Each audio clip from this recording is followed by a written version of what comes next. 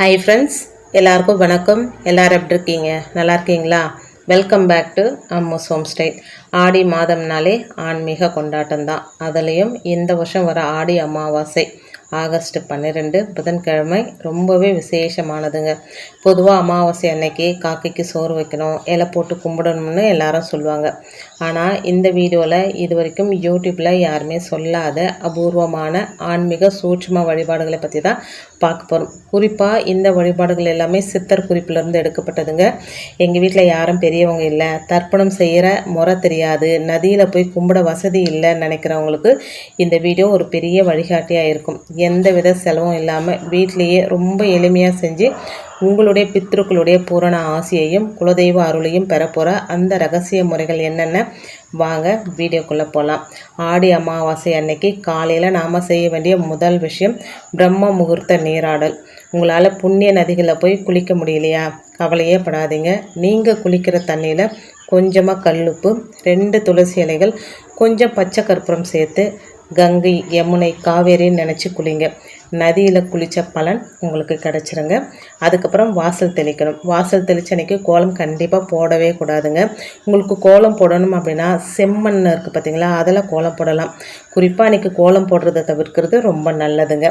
நம்ம வழக்கமாக காக்கைக்கு சாதம் வைப்போம். ஆனால் இந்த ஆடி அமாவாசை அன்னைக்கு பச்சரிசி மாவு, நாட்டு சர்க்கரை, கொஞ்சம் கருப்பியல் 3 கலந்து வீட்டுக்கு பக்கத்தில் இருக்கிற அரச மரத்தடியிலையோ இல்லை எறும்பு புத்து இருக்கிற இடத்துலையோ அந்த எறும்புகளுக்கு உணவாக போடுங்க. அதே போல் நீர்நிலைகளில் இருக்கிற பறவைகளுக்கு உணவிடுவது நம்மளுடைய பித்ரு கடனை தீர்க்குங்க. இதை செய்யும்போது நமக்கே தெரியாமல் செய்த பித்ரு சாபங்களும் குடும்பத்தில் இருக்கிற தடைகளும் உடனே விலக ஆரம்பிக்குங்க. எல்லா அமாவாசை நாட்களுமே சிறப்பான நாட்கள் தான், அதில் எந்த சந்தேகமும் கிடையாது. அதிலும் குறிப்பாக இந்த ஆடி அமாவாசை ரொம்பவே ஸ்பெஷல். ஏன்னு கேட்குறீங்களா? பொதுவாக உத்தராயணம் தெய்வங்களுக்கு உரிய காலம், தட்சணாயனம் பித்ருகளுக்கு அதாவது முன்னோர்களுக்கு உரிய காலம், ஆடி மாதம் தட்சிணாயனத்தோட தொடக்கம். இந்த ஆடி அமாவாசையில் தான் சூரியனும் அதாவது பித்ருக்காரகன் அப்படின்னு சொல்லுவாங்க, சந்திரனும் மாத்ருக்காரகன் கடகராசியில் ஒன்றா இணையிறாங்க. இந்த நாளில் நம்ம முன்னோர்கள் பூமிக்கு வந்து நம்மளை ஆசீர்வதிக்கிறதா ஒரு நம்பிக்கை உண்டுங்க. நாம் கொடுக்கும் எள்ளும் தண்ணீரும் தர்ப்பணமும் அவங்கள நேரடியாக சென்றடையும். அவங்களுடைய ஆசி கிடைச்சாலே நம்ம வாழ்க்கையில் இருக்கிற முக்கால்வாசி பிரச்சனைகள் தானாக விலகிடுங்க. இப்போது நாம் பார்க்க போகிறது சமையல் செய்ய நேரம் இல்லாதவங்களும் தர்ப்பணம் செய்ய தெரியாதவங்களும் செய்யக்கூடிய மிக எளிமையான 2 சூட்சும வழிபாடுகள். இது வந்து நேரம் இல்லை அப்படின்னும் போது மட்டும்தான் இந்த வழிபாடை செய்யணுங்க. கண்டிப்பாக உங்களுக்கு நேரம் இருக்குது அப்படின்னா முறையாக நீங்கள் பித்ரு தர்ப்பணம் கொடுக்கணும். இலை போட்டு படையல் போட்டு வழிபாடு செய்யணுங்க. மதியம் ஒரு 12 மணி அளவில் ஒரு செம்பு சொம்பு அப்படி இல்லைன்னா பித்தளை சொம்பில் சுத்தமான தண்ணி எடுத்துக்கோங்க. அதில் ஒரு சிட்டிகை கல்லுப்பு, 3 மிளகு, ஒரு துளசி இலை போடுங்க. வீட்டோட வெளிப்பகுதியில் நின்று சூரியனை பார்த்து என்னுடைய முன்னோர்களுடைய ஆன்மா சாந்தி அடையட்டும் அப்படின்னு மனசார வேண்டிட்டு அந்த நீரை தெற்கு நோக்கியபடி பூமியிலையோ அல்லது செடியின் அடியிலையோ ஊற்றுங்க. இந்த மிளகும் உப்பும் வீட்டில் இருக்கிற எதிர்மறை ஆற்றல்களை உறிஞ்சி முன்னோர்களை திருப்திப்படுத்தும் அப்படின்னு சித்தர் குறிப்பில் சொல்லப்பட்டிருக்குங்க. அதே போல் உங்களுக்கு சமையல் செய்ய நேரம் இல்லை அப்படின்னா 1000 பேருக்கு அன்னதானம் செய்கிற புண்ணியத்தை தர ஒரு நெய்வேத்தியம் இருக்குங்க. அது என்ன நெய்வேத்தியம் அப்படின்னு தானே கேட்குறீங்க? செவ்வாழைப்பழங்க. ஒரு செவ்வாழைப்பழத்தை நடுவில் கொஞ்சம் பிளந்து அதில் ஒரு துளி நெய், 3 கருப்பு எள் வச்சு முன்னோர்களை நினச்சி படையல் வைங்க. சித்த மருத்துவ சுவடைகளில் கூறப்பட்ட இந்த எளிய வழிபாடு 1000 பேருக்கு அன்னதானம் செய்த புண்ணியத்தை உங்களுக்கு ஒரே நொடியில் தரங்க. இதில் முக்கியமான குறிப்பு, நேரம் இல்லை தர்ப்பணம் செய்ய தெரியாதவங்க இந்த மெத்தடை ஃபாலோ பண்ணலாம். மற்றபடி உங்களுக்கு நேரம் இருக்குது அப்படின்னா அழகாக உங்கள் முன்னோர்களுக்கு என்னெல்லாம் சமையல் பிடிக்குமோ அந்த சமையல்லாம் செஞ்சு மனசார படைச்சிட்டு முதல்ல காக்கைக்கு வச்சுட்டு அதுக்கப்புறம் நீங்கள் சாப்பிடுங்க. கண்டிப்பாக அன்றைக்கி ஒருத்தருக்காவது உங்கள் கையினால் அன்னதானம் கொடுங்க. உங்களால் முடியும் அப்படின்னா ஒரு 10 பேருக்கு கொடுக்கலாங்க. முடியல அப்படின்ற பட்சத்தில் ஒருத்தருக்காவது சாப்பாடு வாங்கி கொடுங்க.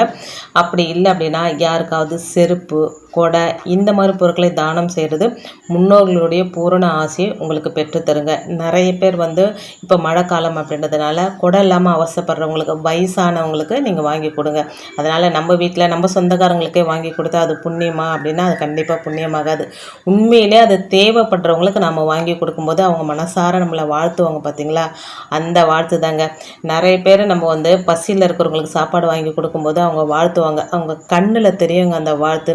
நீ நல்லா இருக்கணுமா, குழந்தை குட்டியோடு நீ நல்லா இருக்கணுமா, நான் வயிறார சாப்பிட்டேம்மா, திருப்தியாக சொல்கிறேன் அப்படின்னு தலையில் கை வச்சு ஆசீர்வாதம் பண்ணுவாங்க பார்த்தீங்களா. சொல்லும்போதே ஒரு மாதிரி ஆகுதுங்க. அந்த மாதிரி ஆசீர்வாதம் கிடைக்கணுங்க. அதுதான் உண்மையான ஆசீர்வாதம். நம்ம சாப்பாடு கொடுக்கணும், இல்லை ஏதாவது ஒரு பொருள் வாங்கி கொடுக்கணும், நம்ம சொந்தக்காரங்களுக்கே வாங்கி கொடுத்துடலாம், அதுவும் தானம் மாதிரி தானே அப்படின்னு நினச்சிடாதீங்க. தேவைப்படுறவங்களுக்கு வாங்கி கொடுக்கணும், அதுதான் தானங்க. அடுத்து இது வரைக்கும் யாருமே சொல்லாத ஒரு சூட்சும வழிபாடு இதுதாங்க வீடியோவோட ரொம்ப முக்கியமான ஒரு பகுதி அப்படின்னே சொல்லலாம். பித்ரு தோஷ நிவர்த்தி சூட்சும வழிபாடு. ஆத்தங்கரைக்கு போக முடியாதவங்க, தர்ப்பணம் கொடுக்க முறையான வழிகாட்டல் இல்லாதவங்க வீட்லேயே இந்த பரிகாரத்தை பண்ணலாங்க. இந்த பரிகாரத்தை பெண்களும் பண்ணலாம், அதுதான் இதில் இருக்கிற ஒரு முக்கியம். பொதுவாக இந்த தர்ப்பணம் கொடுக்கறது, எள்ளும் தண்ணீரும் இறைக்கிறது பெண்கள் செய்யக்கூடாது அப்படின்றது நம்ம எல்லாருக்குமே தெரிஞ்ச விஷயம். ஆனால் இப்போ சொல்ல போகிற இந்த மெத்தடை பெண்களும் செய்யலாங்க. இதுக்கு தேவையான பொருட்கள் அப்படின்னா ஒரு சின்ன பித்தளை, அப்படி இல்லைன்னா மண் அகல் விளக்கு, கொஞ்சம் கருப்பு எள், கொஞ்சம் கல்லுப்பு, சுத்தமான தண்ணி, சின்ன சொம்பு, அப்படி இல்லைன்னா கிண்ணத்தில். இதுதான் இதுக்கு தேவையான பொருட்களுங்க. அமாவாசை அன்னைக்கு மதியம் 12 மணி முதல் 1:30 மணிக்குள்ளே அல்லது மாலை 6 மணிக்கு முன்னாடி இந்த வழிபாட்டை செய்யணுங்க. பூஜை அறையில் தெற்கு நோக்கிய திசையில் ஒரு சின்ன தட்டில் கல்லுப்பை பரப்பி வைங்க. அந்த உப்பின் மேலே ஒரு அகல் விளக்கை வச்சு நல்லெண்ணெய் ஊற்றி திரி போட்டு தீபம் ஏற்றுங்க. தீபத்துக்கு பக்கத்தில் கிண்ணத்துலேயோ இல்லை சொம்புலேயோ சுத்தமான தண்ணீரும் அதில் கொஞ்சம் கருப்பு எள்ளும் போடுங்க. விளக்குக்கு முன்னாடி உட்காந்து உங்கள் கண்களை மூடி உங்களுடைய முன்னோர்கள் பேர் தெரிஞ்சது அப்படின்னா அவங்க பேர் சொல்லி, எங்கள் குடும்பத்தில் தெரிந்தும் தெரியாமலும் செய்த தவறுகளை மன்னித்து எங்களை ஆசீர்வதியுங்கள், உங்கள் ஆசியால் எங்கள் குடும்பம் தடைக்கட்டும் அப்படின்னு மனசார வேண்டிக்கோங்க. பொறுமையாக நம்மளுடைய முன்னோர்களை நினச்சி இந்த வார்த்தையை சொல்லுங்கள். தீபம் முழுமையாக எரிந்து அமைதியானதுமே அந்த எள் கலந்த தண்ணீரை வீட்டோட செடிகளில், துளசி செடியில் ஊற்றக்கூடாதுங்க, மற்ற செடிகளில் ஊற்றலாம், இல்லை யாருடைய கால்லையும் படாத அந்த தண்ணியை ஊற்றிடலாங்க. நம்ம கல்லுப்பு வச்சோம் பார்த்திங்களா, அந்த கல்லுப்பை தண்ணியில் கரைச்சி நம்ம சிங்கில் ஊற்றிடலாம், இல்லை வெளியே கூட ஊற்றிடலாங்க, ஒரு பிரச்சனை கிடையாது. இந்த வழிபாட்டோட சூட்சமம் என்ன அப்படின்னா, கல்லுப்பு வீட்டில் இருக்கிற எதிர்மறை ஆற்றலை உறிஞ்சும், நல்லெண்ணெய் தீபமும் கருப்பு எள்ளும் பித்ருக்களுடைய ஆன்மாவை சாந்தப்படுத்தி அவங்களுடைய பரிபூரண ஆசையை நமக்கு பெற்றுத்தரும். இப்போ நிறைய பேருக்கு ஒரு சந்தேகம் வரும், எள் போட்டு நம்ம வீட்டில் தீபம் ஏற்றலாமா? பொதுவாக எள் தீபம் வீட்டில் ஏற்றக்கூடாது அப்படின்றது நம்ம எல்லாருக்குமே தெரிஞ்ச விஷயந்தாங்க.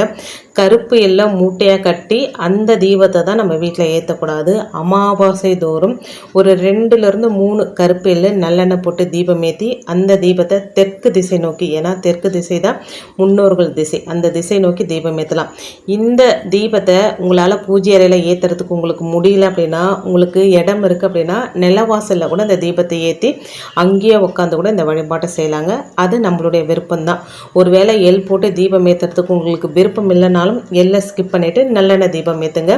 கோவிலுக்கு போயிட்டு வழிபாடு செய்கிறதா இருந்தால் இதே மாதிரி வழிபாட்டை கோவில்லையும் போயிட்டு செய்யலாங்க, ஒரு தவறும் கிடையாதுங்க. இப்போது வீடியோவோட கடைசி வரைக்கும் வந்த உங்களுக்காக இது வரைக்குமே எந்த ஆன்மீக புத்தகத்திலையுமே ரொம்ப அரிய தகவலாக சொல்லப்படுகின்ற ஒரு டாப் சீக்ரெட் பரிகாரம்.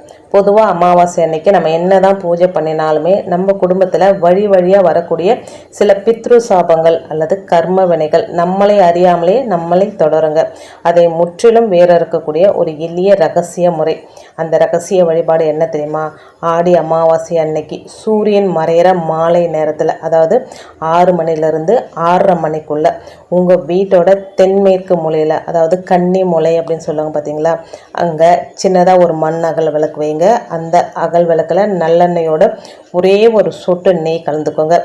அதில் திரி போட்டு தீபம் ஏற்றுங்க. விளக்கை ஏற்றி வச்சுட்டு மனசார இந்த ஒரு வார்த்தையை மட்டும் சொல்லுங்கள். ஓம் பித்ரு தேவதாயே நமக, ஓம் பித்ரு தேவதாயே நமக. எங்களுக்கு தெரியாமல் நாங்கள் செய்த பாவங்களை மன்னித்து எங்கள் சந்ததியை வாழ வையுங்கள். உங்களுடைய பரிபூரண ஆசீர்வாதம் என்றென்றைக்கும் எங்களுக்கு கிடைக்கணும் அப்படின்னு மனசார வேண்டிக்கோங்க. மாலை சூரியன் மறையிற நேரத்தில் இந்த வழிபாடை செய்யணுங்க. இதோட சூட்சமம் என்ன அப்படின்னா, வீட்டோட தென்மேற்கு பகுதி தான் பித்ருக்களுடைய இருப்பிடம் அப்படின்னு சொல்லப்படுதுங்க. மாலை நேரத்தில் இந்த தீபம் அங்கு எரியும் போது, அதாவது கன்னி மொழியில் எரியும் போது, பித்ருக்கள் பூலோகத்தை விட்டு தங்கள் உலகம் திரும்பும் முன் நம் வீட்டின் எல்லா எதிர்மறை அதிர்வுகளையும் சாபங்களையும் தங்களோடு எடுத்து சென்று நமக்கு தீர்க்கமான ஆசீர்வாதத்தை மட்டும் வழங்கிவிட்டு செல்வார்கள் அப்படின்றது சித்தர் குறிப்பிலிருந்து எடுக்கப்பட்ட ஒரு முக்கியமான குறிப்புங்க. இதை செஞ்சு பாருங்க. அடுத்த சில நாட்கள்லேயே உங்கள் வீட்டில் இருக்கிற பெரிய தடைகள் விலகிறத நீங்களே உணர்வீங்க. ரொம்ப ரொம்ப எளிமையான மெத்தட் தான். அதிக செலவில்லாத வீட்டில் இருக்கிற பொருளை வச்சு தான் இந்த வழிபாட்டை நம்ம செய்ய போகிறோங்க. ரொம்ப ஆடம்பரமாக எதுவுமே செய்யலைன்னாலும் பரவாயில்லைங்க. நம்பிக்கையோடையும் அன்போடையும் செய்கிற இந்த எளிய வழிபாடு உங்கள் குடும்பத்தில் அமைதியையும் சந்தோஷத்தையும் அதே போல் முன்னோர்களுடைய பரிபூரண ஆசீர்வாதத்தையும் கொண்டு வருங்க.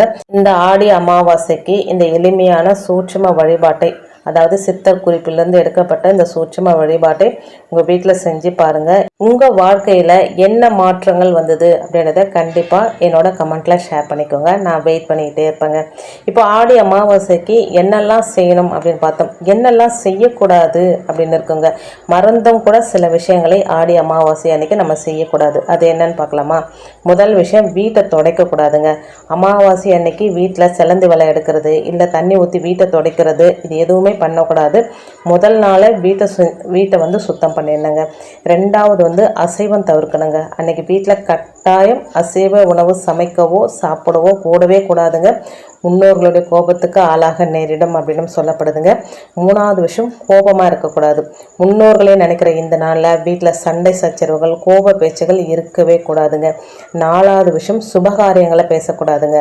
அமாவாசை அப்படின்றது முன்னோர்களுக்கான நாள் அப்படின்றதுனால புதுசாக பொருள் வாங்குறது இல்லை சுப விஷயங்களை பேசுறது, இது எதுவுமே பண்ணக்கூடாது. சுப விஷயங்களை தள்ளி வைக்கிறது ரொம்ப ரொம்ப நல்லதுங்க. பார்த்தீங்களா ஃப்ரெண்ட்ஸ், ஆடி அமாவாசை வழிபாடுங்கிறது ரொம்ப செலவு பிடிச்ச விஷயம் இல்லை. நாம் செய்கிற அன்பான வழிபாடும் மனசார கேட்குற மன்னிப்பும் முன்னோர்களுக்கு நாம் செய்கிற நன்றி கடனும் தான் அவங்கள திருப்திப்படுத்துங்க. ஸோ அன்றைக்கி இந்த எளிய வழிபாட்டு முறைகளை ஃபாலோ பண்ணி உங்கள் முன்னோர்களுடைய பூரண ஆசையையும் குலதெய்வத்துடைய அருளையும் பெறுங்க. இந்த வீடியோ உங்களுக்கு பிடிச்சிருந்தா கண்டிப்பாக லைக் பண்ணுங்கள். உங்கள் நண்பர்கள் மற்றும் உறவினர்களுக்கு ஷேர் பண்ணுங்கள். இது போல் பல ஆன்மீக தகவலுக்கு நம்ம சேனலை சப்ஸ்கிரைப் பண்ண மறந்துடாதீங்க.